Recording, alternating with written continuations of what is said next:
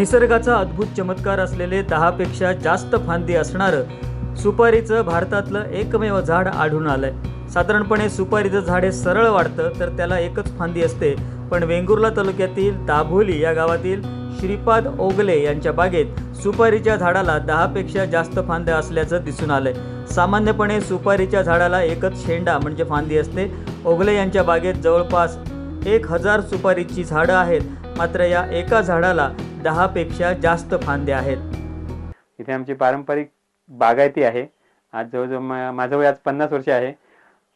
ही पोफळ पण जवळपास 40-50 वर्षाची आहे। माझ्या बागायतीत अजून कुठेही अशा पोफी साधारणपणे अशा पोफीला एकच शेंडा असतो प्रत्येक पोफीला, पण या पोफीला काहीतरी नैसर्गिक बदल होऊन 10च्या वर जास्त त्याला फुटवे फुटलेत।